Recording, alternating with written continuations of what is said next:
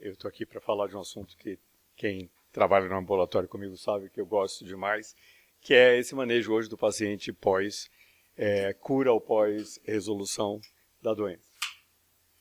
Bom, para falar do manejo e desses pacientes que eventualmente vírus B ou vírus C hoje não estão mais virêmicos, a gente tem que entender um pouco da questão da progressão e como se dá a progressão e a regressão de fibrose. E a gente sabe que diante de uma injúria, que pode ser um vírus ou uma doença autoimune, etc., nós temos a ativação dessas células estreladas hepáticas, dos miofibroblastos portais, que vão começar a produzir colágeno. Esse colágeno leva, então, a produção de colágeno tipo 1 e tipo 4, leva à formação de fibrose no fígado, e principalmente com a diminuição das metaloproteinases, esse fígado não é capaz de dissolver esse colágeno e a cirrose vai se estabelecer.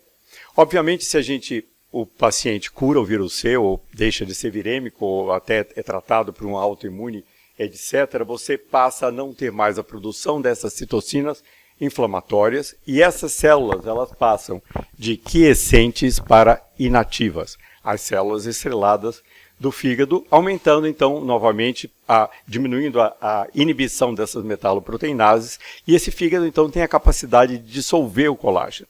E você vai tendo uma regressão da fibrose ao longo dos anos. Porém, a gente sabe que 15 a 25% desses pacientes, eles não regridem essa fibrose, e a gente sabe que com a cirrose você tem uma neoformação vascular, uma alteração do arcabouço todo hepático, e você tem um fígado bastante deformado que, independente da diminuição da fibrose, eventualmente essa cirrose pode não mais ter regressão. Então, hoje os autores, o que é muito interessante, eles falam nessa dissociação, que regressão de fibrose não necessariamente significa regressão de cirrose. Isso é muito interessante, porque essa arquitetura e neoformação vascular, ela não tem retorno em muitos casos.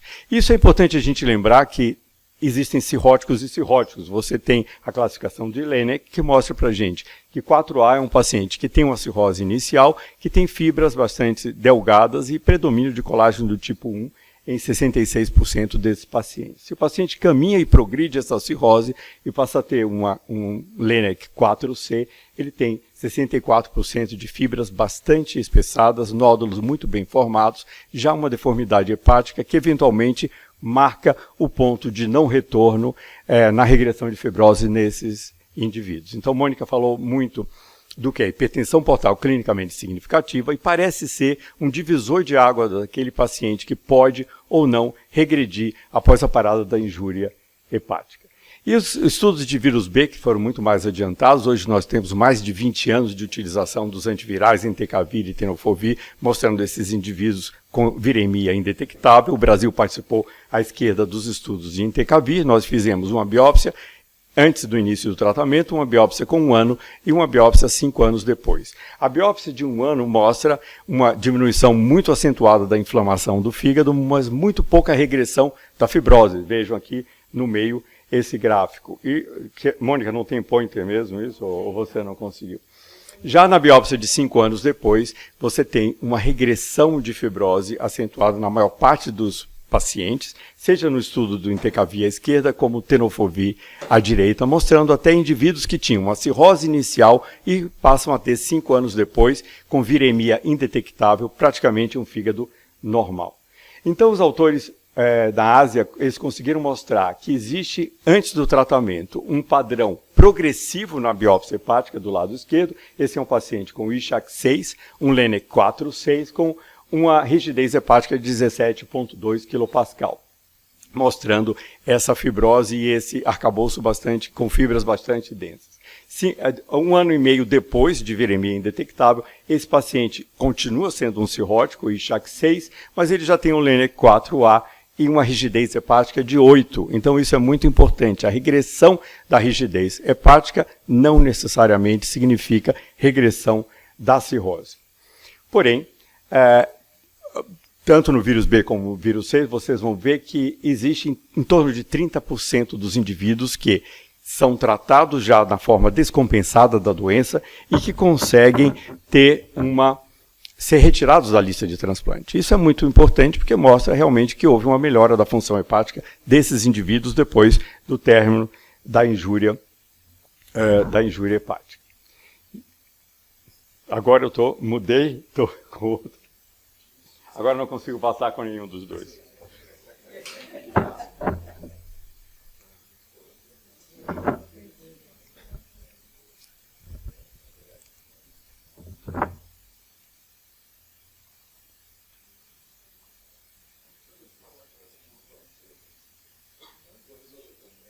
Ok.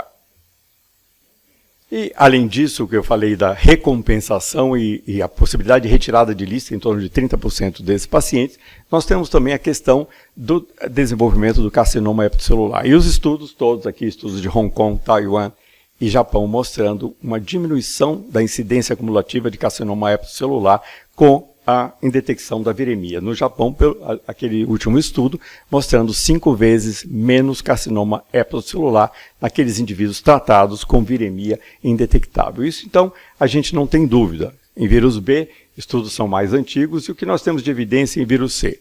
Nós sabemos que a cura do vírus C, a indetecção do HCV-RNA, leva a 40% de redução da mortalidade a médio e longo prazo nesses indivíduos e 70% de redução do aparecimento de carcinoma hepatocelular.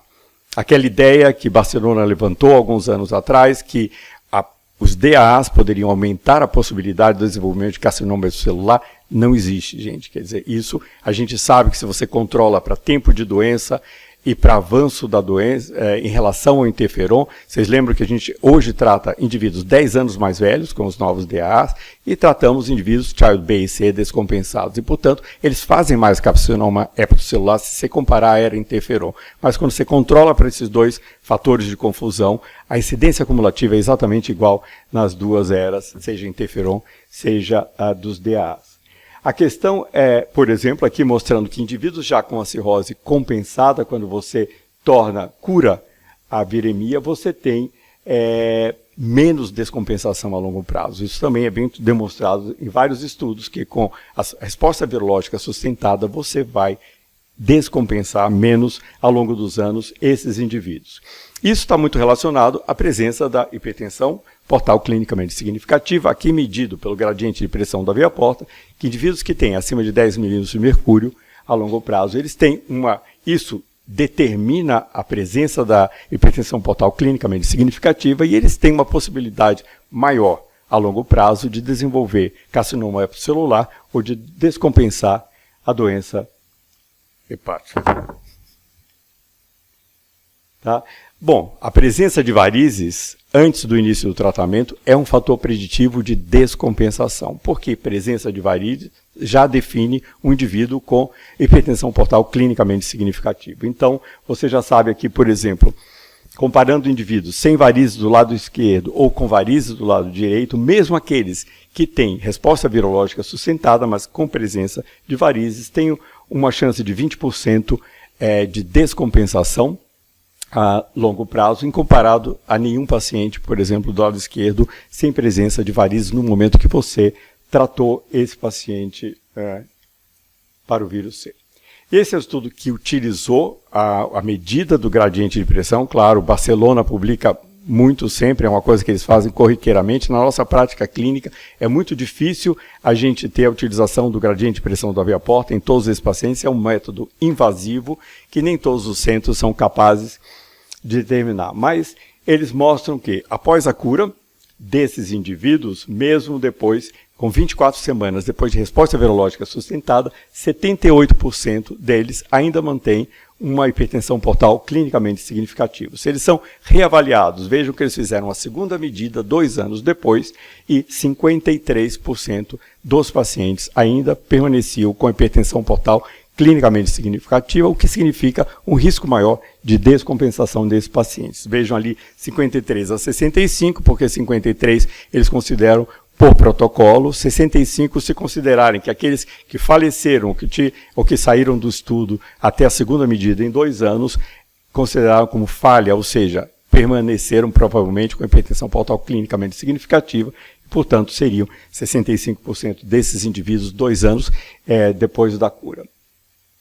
Esse é um estudo latino-americano que mostra também a chance de descompensação, um estudo multicêntrico da ALE, capitaneado pelo Mendizábal, mostrando que existe 3,6 pacientes que vão descompensar a longo prazo, mesmo depois da cura, e o que leva a essa descompensação é a presença, principalmente, da hipertensão portal clinicamente significativa, também no momento que nós tratamos esses indivíduos. Mônica já falou muito bem, a gente hoje está aprendendo a utilizar os métodos não invasivos, o FibroScan, para avaliar esses indivíduos depois da cura também, e nós sabemos que 20 kPa foi um marco que determinou a presença, correspondeu mais ou menos a 10 milímetros de mercúrio, mostrando que, além de 20 kPa, esses indivíduos provavelmente têm uma hipertensão portal clinicamente significativa.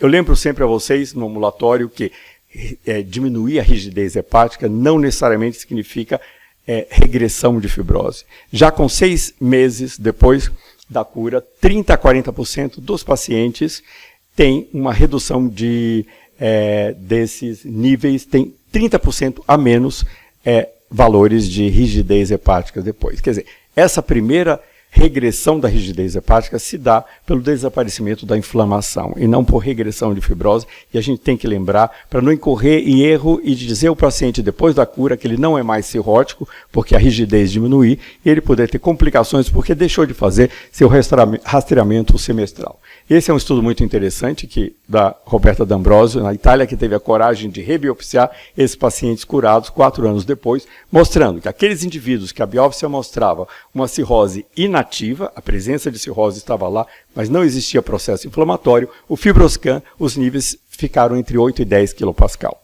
Portanto, vocês têm que lembrar que esses valores que a gente utiliza são valores do paciente inflamado, com a presença do vírus. Nós estamos aprendendo a utilização e quais são esses cutoffs para a gente determinar o acompanhamento daquele paciente que está curado da infecção. Portanto, não tem mais, diminuiu a rigidez, porque diminuiu o edema, diminuiu a inflamação hepática. A D'Ambrosio mostra que existe uma regressão de fibrose também nesses pacientes, que acontece em 61% dos pacientes tiveram uma regressão de pelo menos 1 ponto de fibrose 4 anos depois, então a regressão é possível. E esse é um estudo oriental que mostra também a comparação de 2 biópsias, onde eles colocaram em maior risco aqueles pacientes que permaneciam F3 e F4 4 anos depois, ou que passavam de menos de F2 para F3 e F4, ou seja, progrediram independente da cura do vírus C. São aqueles indivíduos de maior risco de desenvolver, por exemplo, carcinoma hepatocelular. E aqueles indivíduos que têm regressão dessa rigidez, eles têm um prognóstico muito melhor e uma chance menor de desenvolver HCC. Portanto, a resposta virológica sustentada não vai abolir a chance, o risco desses indivíduos de desenvolverem carcinoma hepatocelular, mas sem dúvida diminui muito naqueles indivíduos depois da cura. Esse é o trabalho da Thaisa, que está aqui presente, é o doutorado que ela está escrevendo agora, onde nós acompanhamos com elastografia hepática e outros marcadores não invasivos, após a cura durante 3 anos, esses indivíduos que tinham uma rigidez acentuada.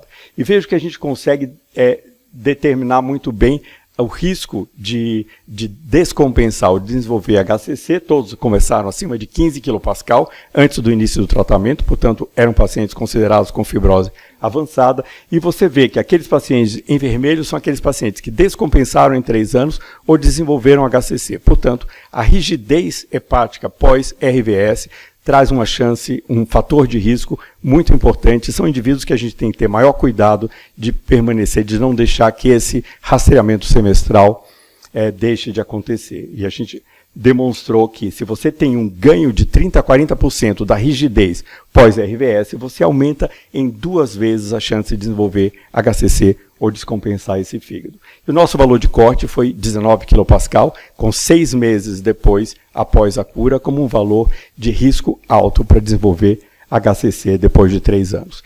Esses são outros estudos que mostram exatamente a diferença de um paciente que desenvolve ou não HCC, mostrando que aqueles que desenvolvem têm uma rigidez bem maior. Esse mostrou um corte de 14 kPa como risco maior de desenvolver HCC. E nós conhecemos esse HCC Risk Score, a gente tem utilizado bastante, o IANU, numa população de 25 mil indivíduos tratados nos Estados Unidos, no Hospital dos Veteranos, determinou esse corte de esse score de risco que a gente tem utilizado para estratificar aqueles pacientes que a gente precisa ter o maior cuidado de fazer o rastreamento.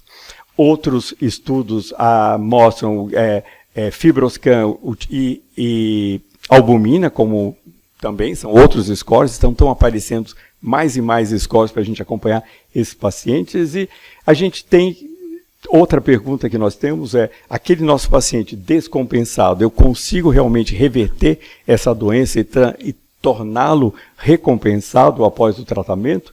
Os estudos mostram que a gente pode ter uma melhora de MELD, existe pelo menos 2 pontos de MELD de melhora depois da cura, nem todos os pacientes a gente consegue delistar, esse é o grupo de pacientes em torno de 20 a 30% que saem da lista de transplante depois de uma recompensação hepática. E o fator de risco mais importante, assim, nós sabemos que aqueles indivíduos que têm acima de 20 de MELD são os indivíduos que você realmente não consegue recompensar e tirar da lista. Isso levou ao que vocês sabem, aquela questão do purgatório do MELD. Esses indivíduos tinham uma melhora de 2 pontos, mas eles permaneciam com a indicação de transplante e atrasavam eles no transplante nos Estados Unidos. E alguns passaram a não querer o tratamento e, portanto, aqueles indivíduos acima de 20 de MELD, a gente tem que pensar de quanto tempo vão ficar em lista e decidir caso a caso aqueles que nós vamos tratar antes e depois do transplante. Esse é um estudo Target, que é um estudo que acompanha há muitos anos esses indivíduos depois da resposta virológica sustentada, é um consórcio de 4 países, e eles mostram que a maior parte dos indivíduos tem realmente uma melhora de 3 pontos do MELD, mas que eventualmente você não vai retirá-lo de lista, ele vai continuar a progredir, principalmente se ele for um paciente que tem um MELD alto inicialmente ou uma hipertensão portal clinicamente significativa, que é sempre um marco de progressão nesses pacientes. Nós sabemos que tem outros fatores de risco na progressão que a gente tem que preocupar.